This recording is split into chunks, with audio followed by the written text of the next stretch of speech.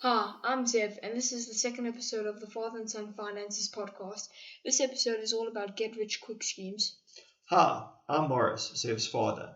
When we talk about a getting rich quick scheme, it's really about those kind of investments or someone offering you money, but you really don't have to do any work for it. And if it's too good to be true, I think the key understanding is then it is not true. It's actually something that's false. It's a scam. So, Dad, are you talking about like when someone emails you that you've inherited lots of money, or I don't know, they're just giving you a business, or just basically anything where you don't have to do much work, but you get a lot of stuff out of it?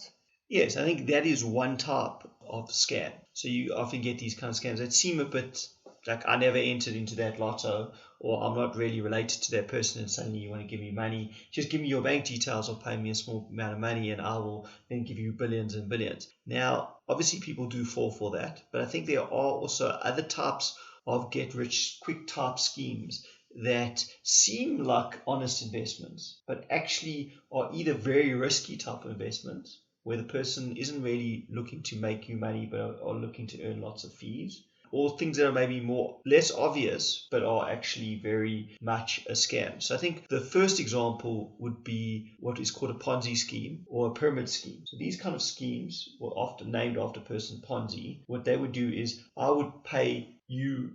It's like a pyramid. You pay the person on top of you, they earn fees, and it keeps on rolling the money. So there's actually no money. It's I pay a subscription, I get that money back, but think that I'm actually getting a return, but my capital is actually depleting. So one of the big obvious Ponzi type schemes of recent time was called Bernie Madoff, and it looked like a legitimate investment, a big fund, but what he was really doing, and it may have been legitimate initially, but what he was really doing was taking the money that people were investing and actually paying it out to other investors over time. So I think that is one type of scam. And I think we can talk about why do people fall for these kind of things. So Zeb, why would you think people would fall for these kind of things? Well, some people are just gullible. Sometimes they think, "Oh, this has to be real," or like sometimes it comes from your friend because, like, sometimes they have an email where instead of an L, it's a capital R, but then in reality it's just someone else. Or sometimes someone can change like a number on your phone. Like today, they don't just message you, "Oh, you've won money." Sometimes they do it in a different way or something. So I think yes, when on the scamming side, I think you do get some people that are gullible, or certainly often it's elderly people, or they're really good. Like you're saying, they change the email addresses ever so slightly. It looks legitimate, but it really isn't. But I think there's also an emotional element that comes into play. Why people would say, "Sure, I want to make money, but." And I'm struggling here. I'm having it, tough. It's tough getting through the month every month. I'm getting my salary. I'm working hard. Expenses are adding up, and suddenly someone's saying, "Well, if you just give me your life savings and you invest it in my call it Bitcoin trading thing, or and not to say that any Bitcoin trading is terrible, but sometimes those kind of models can be very risky, and people want to make huge returns in short space of time." And so, ideas of saying I'm going to double my money overnight or in less than a few months isn't really realistic. Even, if you look at current interest rates being in the 5, maybe at maximum 10% kind of returns a year, it's unlikely you're going to do much more than that in a single year. So to think that you're going to double your money in a month or 2 months or even in a year is very unlikely. And you're probably taking on a lot more risk that you don't know about. So I want to talk about a story where I personally lost a lot of money, and it wasn't because of someone scamming me or that I was gullible, but it was really about when I had saved up quite a bit of money after my first job, and I decided I wanted to invest in the markets. And what I did was I thought, sure, I'll take my 20,000, 30,000 Rand that I'd saved over a year. So taking a long time, every month, a few thousand Rand off my salary. And I decided I was going to trade in some sophisticated derivative type instruments, which we can talk about it another time, but they're very leveraged. So what it means is you bet 1 Rand, you only have to have maybe 1 cent. That'd be like 100 times more exposure. So you're getting 100 Rands worth of exposure for 1 Rand. And so I could bet 30,000 Rand, and if I got it right, I only needed a move of a few percent, 1 or 2% in the underlying investment, and I could double my money. And so I was excited because now it took me a whole year to save 20,000, I think it was 20,000 Rand at the time, and I could double that. All I needed was a DAX future, which is an index, to move by 2 or 3%, and I would double my money. And the problem with that is you're risking so much, and all that has to happen is the DAX has to move 2 or 3% downwards, and you can lose all your money.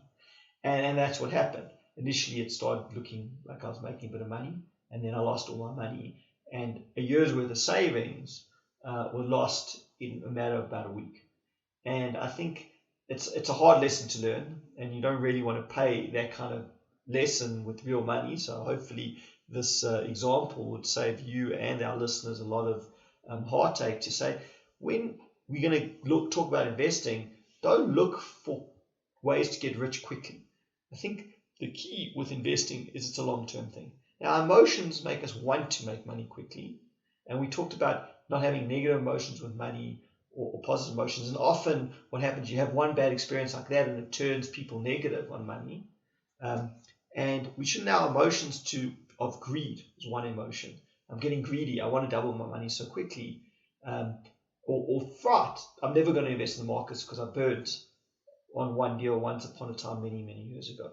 What you've got to think about is investing over the long term. So Dad, you talked about this thing called Bitcoin. So what is Bitcoin? I see like ads on YouTube all about it. I see like articles about it.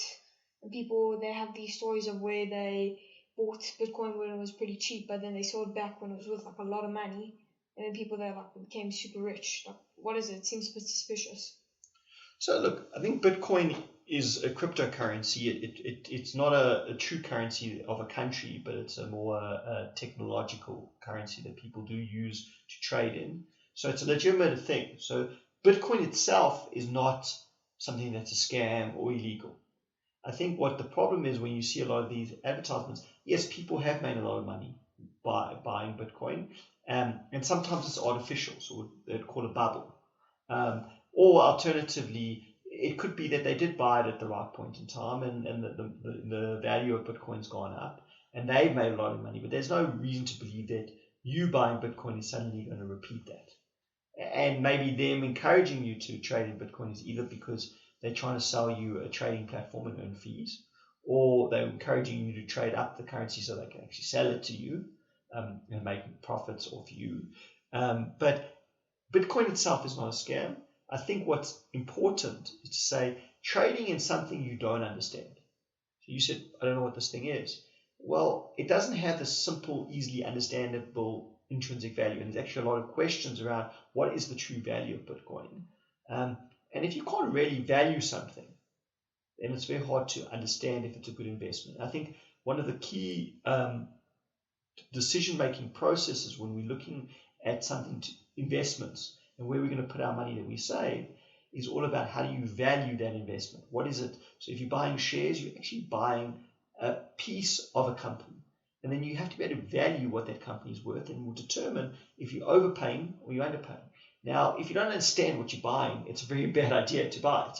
So, just because someone said to you, there's this really cool thing that's called water, you can go buy it in the shops, but you don't know what it is. And then you go buy it and you find out that you can probably get it just as easily in a tap.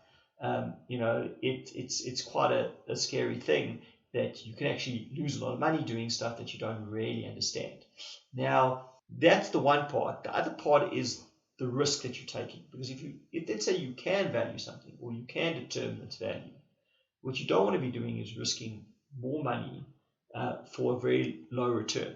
So often with some of these things, like I gave you my example where I was trading in the DAX, I was risking a lot. I was risking all my money on a very small move to get this huge return.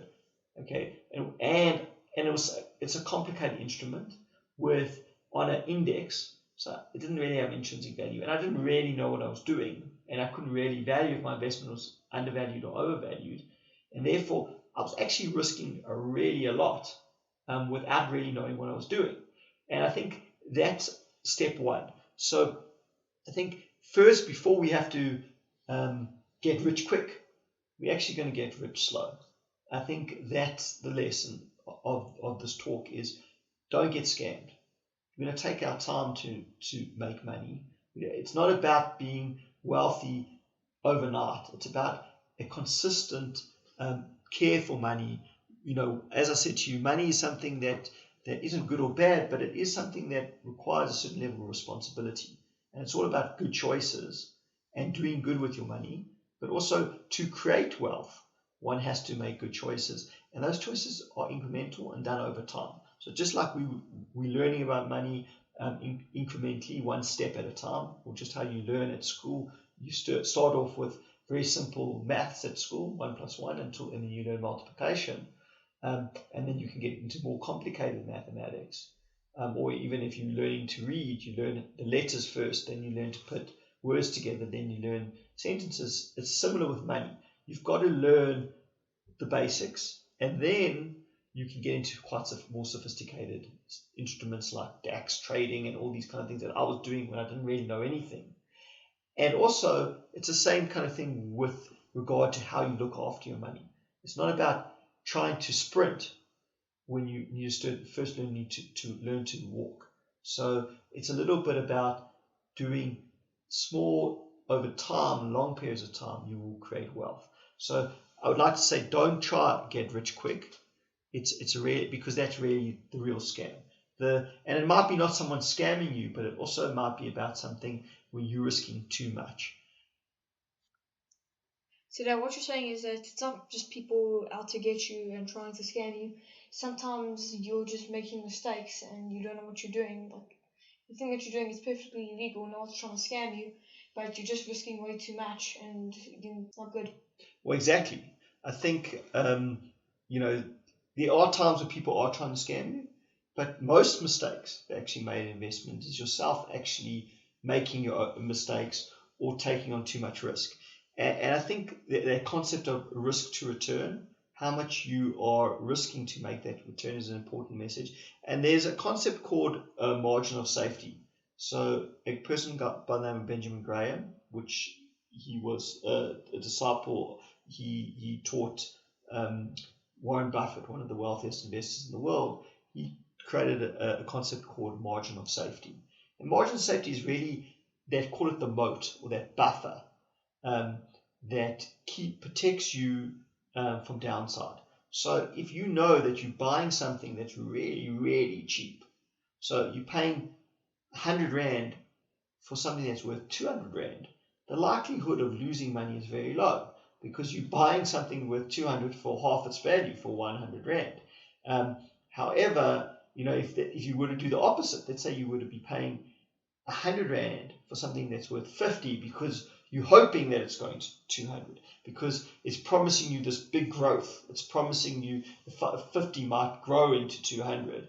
And often people get caught up with that. They like to look for the exciting things, the things that seem energetic and moving and are growing quickly, and they overpay for it. So they pay 100 for something worth 50, and then they wonder why it doesn't go to 200 but it goes down to 50, and they lose their money. And really the concept of margin of safety is paying 100 Rand for something worth 200 Rand, and the likelihood of it going down to 50 is very low, and the likelihood of it going to 200 is very high. And then what you've done is you've created a situation where you're risking very little to actually, and you're locking in a return that's very highly possible. But this is the key. To do that, normally you've got to do the contrarian thing. You've got to do the opposite of what most people want to do. So most people want to get rich quick. Most people don't want to really put in the effort and do the work and really try and understand what they're buying and when they're investing. They much rather go into some promise of a YouTube Bitcoin trade or some other type of thing where, pay me a little bit of money and your Nigerian Prince King will give you money. That's not going to happen. What you really got to do is do the hard work. Warren Buffett is known to have said, well, how do you start looking at which shares do you look at? He says, start at A and end at Z. Pick up every financial of every single company. Start at the beginning, work through it hard, and you'll slowly find good opportunities. But don't stop after you've finished the first company you've looked at, the first investment you look at. Because every investment or every opportunity is going to look exciting because people want to make it look exciting because they want your money. Now, they might want it for very good reasons, legitimate legal reasons, but it doesn't make it a good investment. It doesn't make it low in risk. And you've got to really take your time, be conservative. So maybe the topic for this podcast was get rich quick schemes, but it's really get rich slow, steady, not being schemed, but with a good strategy. So get rich slow with a good strategy is really what this podcast is all about. So Dad, you're talking about buying investments, trading, whatever, with a big amount of money. But where do you start if you don't have any money? How do you save? What do you do? So Zev, I think that's a great question because I think a lot of people are thinking that I don't have any money. I'm struggling already. I really would like a get rich quick scheme. You telling me you can't? There's no get rich quick. It's too good to be true. It is really too good to be true, and it's probably some sort of scam, or you're scamming yourself and you're risking too much. And I suppose that next step is around how do you build up a small amount of money so you can start investing it. And that really talks to savings. And savings is slow. It's steady. It takes time. It's hard work. So Dad, you seem to have a lot to say about savings and budget. And I think that should be a topic of its own that we can discuss in the next episode. So thank you all to the listeners for listening to episode 2 of the Father and Son Finances podcast.